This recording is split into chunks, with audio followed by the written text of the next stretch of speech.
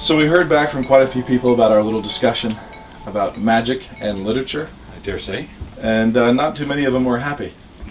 Many of them were quite instructive.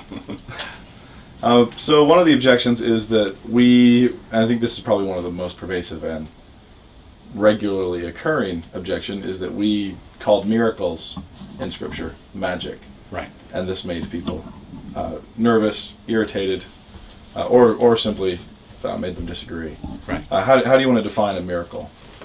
Well, we have to go back to sort of engage with the whole Enlightenment project, which wants to define nature as this realm that's governed by impersonal natural law.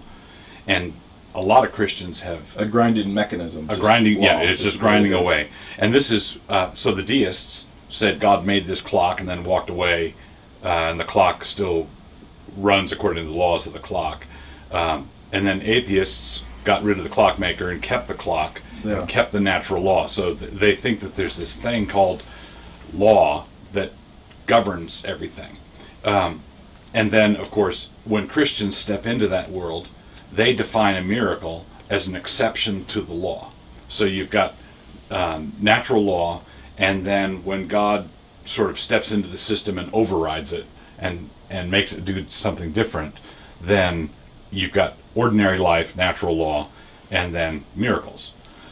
The problem with that is that the Bible does not have God sort of that far removed from what's going on in the course of ordinary events. So what we call natural law is simply what God usually does, God's consistent character.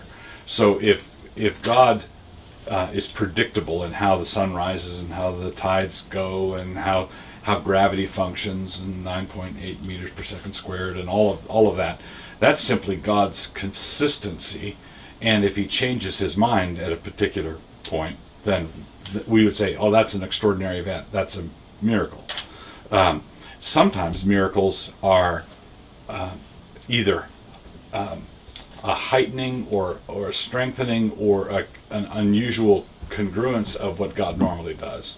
So, for example, in the crossing of the Red Sea, the text explicitly says that a strong wind came and blew the sea apart. It wasn't just like the water went poof and everybody walked through. There was some. Although the water could have. The water could. So it just depends on what God commands. What does God decide to do? Does God appear to be working through means or apart from means? If he's working through his ordinary means, that's what he ordinarily does. That's what God ordinarily does. And if God does something completely unusual, strikingly unusual, then that would be what we would call a miracle. Now, the naturalist, the atheistic naturalist guy, who's dispensed with God altogether, then for him, and that's the philosophy we're up against, for him, there's absolutely no distinction between Jesus walking on the water and what some necromancer does. Right? They're both a violation of natural law. Yeah. Right. So it's a cheat code. Yeah. Somehow. Somehow we got around the system, and as a Christian, I don't want to say that there's no difference between necromancers and witches and wizards on the one hand, and prophets and apostles and the Lord on the other. There's clearly a difference. Yeah. But the difference is it can't be measured in terms of naturalism. No. If you buy into the naturalist system, you're going to have trouble making the right antithesis between wizards and prophets. Yeah, you can't talk about miracles not being magic because they are breaking the laws of nature or something like that. So they're not magical. Right. Where magic is somehow within the laws of nature. Yeah, it's sort of like if a communist, if Karl Marx writes the Communist Manifesto with Engels and Augustine writes his Confessions, they're both writing a book, and in order to say that there's a stark difference between them, I don't have to deny that one of them's writing a book. Yeah.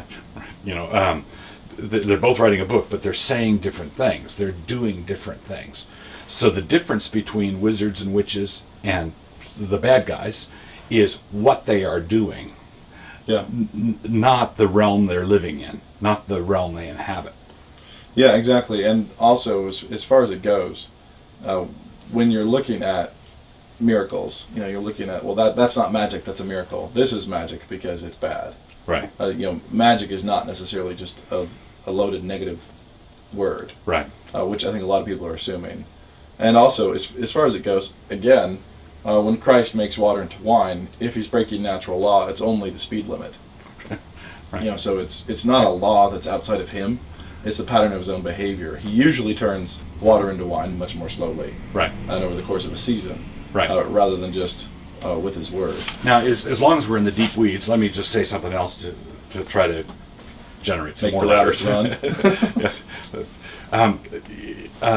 Also in Scripture, we have to first there's this I think a fundamental divide between apostles and prophets and the kind of authority they have. Yeah. And Isaiah's taunt at the wizards who chirp and mutter.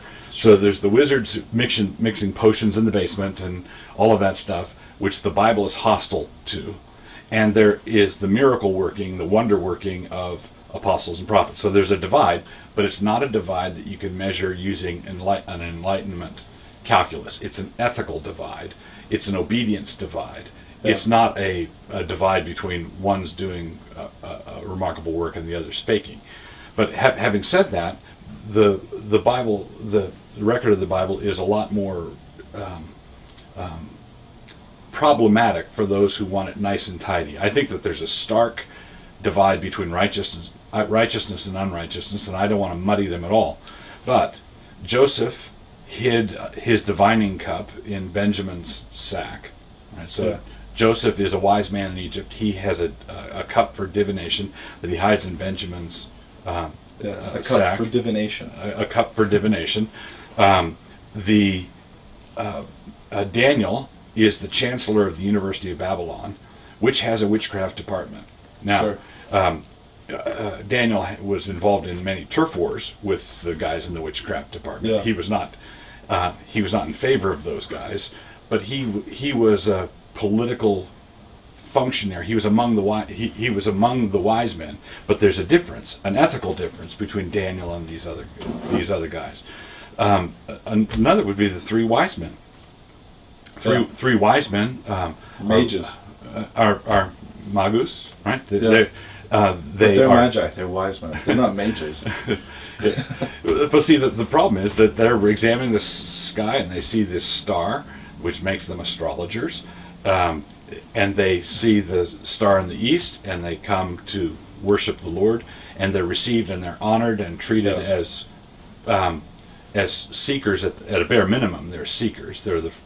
They come to worship the Lord, and I think Balaam prophesied that the star will rise in Jacob, and you cannot go back into the times of the Bible and look around at the universe and pretend like it's the cosmos as envisioned by Voltaire. That's not what it is. Yeah, and also as far as it goes, if you went back and you stood there and watched Moses do what Moses did with his staff, right, turning it into a serpent to eat those staves that had already been turned into serpents. I mean, right. Like you have this whole thing. Actually, they did a second, but right. He turns his into a serpent, and then they turn theirs into a serpent. Right. Like there's magic all around, and for somebody to say, "Oh, Moses isn't doing magic," right? Would Moses have said he was not doing magic? Right. It's like, well, of course he was doing magic. He was just doing capital M magic. Right. And last time we were talking about the distinction being primarily one of authority. Right. Do you have the authority to do this? Natural law is God's pattern of behavior, the way he normally does it, and God obviously has the authority to alter that at any time. Mm-hmm. And so if he invests that authority in an individual who has the right to, say, walk on water, right? Gravity is not your mom that you have to obey. Right. It's like it's something that is there as a pattern, and if you can shrug it off if given the appropriate strength and authority, then it's magic. It's just not evil. Right. On the flip side, if people have demonic power, or they've sold their soul to the devil to play the guitar really well, or something along those lines, if there is some sort of what we would call a blip in natural law, something changes, something alters, we shouldn't deny that ever happens, but we know it's vandalism, it's it's jumping the fence. It's magic, lowercase m, without proper authority. Saruman wants to do violence to the world in order to make it do what he wants, as opposed to the elves who want to woo and court the world. They want to find out how the world works and flow with that, as opposed to someone who's going to squeeze power out of it at all costs. So again, there's the thing that a lot of these questions are concerned about, and this is the concern I share. They're afraid that as soon as you open the door to magic at all, the whole thing becomes relativistic, and they want to keep a stark line between righteousness and unrighteousness. Well, that's good, but the Bible does that for us. Not the Enlightenment. Sure. And so when we see all sorts of things that Elijah does, or any number of other things, we can call them miracles. That's fine, but referring to them as magical or righteous magic is not in any way, I don't think, dangerous. Right. And as far as, we also heard a lot of objections about the Potter series. People glad we didn't talk about it because they thought we were going to be wrong, or people glad we didn't talk about it because they were sick of it, or whatever. But I think applying all this discussion to that, I think you can't expect to find a coherent, systematic approach to magic in that series. She's not concerned with the distinction that we're concerned with. Right. And so you'll see some examples of Christian magic that line up, magic with authority, and you'll see some examples of just simple, manipulation, and so on. And others who just called it technology. But I have concerns about a lot of our technology now for the same reasons I think that medievals would have had concerns about sorcerers and magicians. Why is it okay? Why is it okay so long as it has a button on it? Yeah. As you were saying earlier, if the wand has a trigger, that's technology. Okay. Then because it's mechanical. It fits within the laws of nature somehow. Well, no. And one other thing about you've read Potter and I have not, but Dumbledore is a homosexual. Yeah. And it goes back to the kerfluffles that Christians used to get into about backmasking and rock artists doing backmasking, trying to figure out what the message was backwards. I was far more concerned about what the message was frontwards. Yeah. And so look, there are big problems with the Potter series, just on the surface, apart from some of these structural issues underneath. When we're talking about structural issues underneath, I think it's a legitimate thing to bring these questions to bear on Lewis and Tolkien, people like that.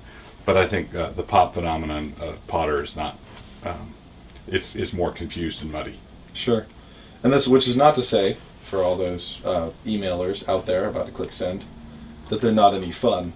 But at the same time, you shouldn't look to them for any kind of sophistication of thought any more than you look to the X-Men movies. Right. They're popular art. There's going to be stuff in there that's flawed, stuff in there that's good, stuff in there that's bad. Right. Don't expect to get anything that's not meriting being picked apart. Not literature for the ages. Yeah. Well, we'll see about that, says a few million people.